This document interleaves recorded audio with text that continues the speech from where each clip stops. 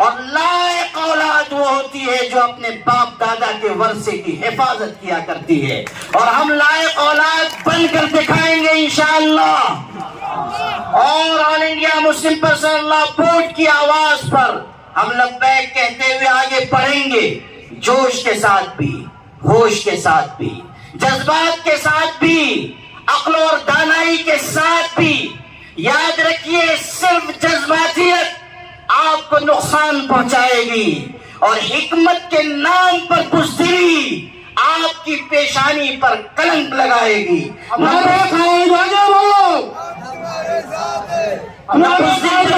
اور نہ جذباتیت کے راستے پر جائیے، بلکہ اپنی قیادت کے احکامات کی تعمیل کرتے ہوئے آگے بڑھیے۔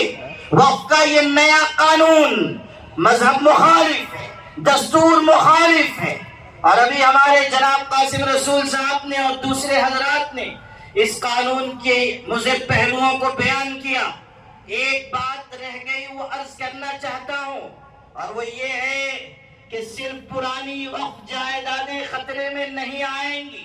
اس نئے وقف کے قانون کی وجہ سے نئی وقف جائیدادیں قائم کرنا بھی مشکل ہو جائے گا۔ اس قانون میں یہ لکھا ہوا ہے کہ وقف کرنے والے کے لیے 5 سال کا پریکٹسنگ مسلمان ہونا ضروری ہے۔ 5 سال کا باعمل مسلمان ہونا، کوئی ڈیفینیشن نہیں ہے، کوئی تعریف نہیں ہے کہ باعمل مسلمان کس کو کہتے ہیں، اور فیصلہ کون کرے گا باعمل مسلمان ہونے کا؟ حضرت کلکٹر دامت برکاتہم فیصلہ فرمائیں کہ یہ باعمل مسلمان ہے، وہ کیسے کریں گے میں نہیں جان رہا۔ وہ بیچارے CCTV فوٹیج لگائیں گے کہ یہ 5 وقت کی نماز پڑھتا ہے کہ نہیں، یا رمضان میں CID پیچھے لگائیں گے کہ دیکھو یہ روزہ رکھتا ہے یا نہیں، داڑھی ہے تو مسلمان، نہیں ہے تو نہیں مسلمان۔ پتہ نہیں کیسے فیصلہ کریں گے، لیکن یہ لکھ دیا گیا۔ اس سے 2 نقصانات ہیں۔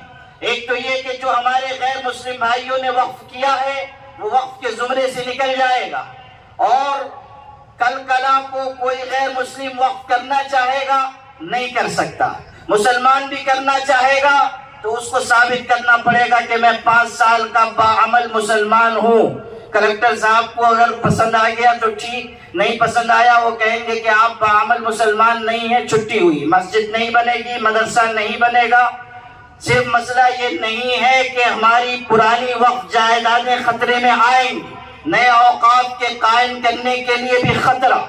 اور آپ یہ بھی دیکھیے کہ اس قانون کے ذریعے کس طرح دوریاں پیدا کی جا رہی، کوشش ہو رہی ہے کہ خود مسلمانوں میں ڈیوائیڈ کیا جائے، پسماندہ مسلمان، غیر پسماندہ مسلمان۔ آپ ان سے کہیے کہ یہ کہاں سے آپ لے کر آئے کہ مسلمانوں میں ذات پات برادری کا نظام ہے، یا پسماندہ اور غیر پسماندہ مسلمان ہیں؟ ہمارے ہاں تو یہ اعلان ہے کہ کوئی مسلمان کسی سے برتر اور افضل نہیں، کالا گورا ذات برادری کا کوئی نظام ہمارے ہاں نہیں ہے، یہ اعلان ہے۔ یا ایھا الناس انا خلقناکم من ذکر وانثی وجعلناکم شعوبا وقبائل لتعارفوا۔ اللہ تعالیٰ نے ایک ماں باپ سے سب کو پیدا کیا ہے، کوئی فرق نہیں، کوئی تفریق نہیں۔ یاد رکھیے جو نفرت کی بات کرتا ہے، چاہے مسلمانوں میں دوری کی بات، چاہے ہمارے ہندو بھائیوں اور مسلمانوں میں دوری کی بات، ایسا شخص ملک کو آگے بڑھانے کی بات نہیں کر رہا ہے۔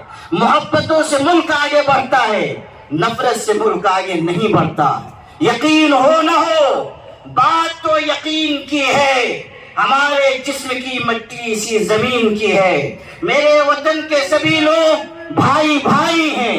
یہ دوریوں کی سیاست کسی کمین کی ہے، یہ دوریوں کی سیاست اس ملک کے حق میں نہیں ہے۔ ہمیں محبت کا پیغام دینا ہوگا، اور آل انڈیا مسلم پرسنل بورڈ نے ہمیشہ اس ملک میں بھائی چارے کی بات کی ہے۔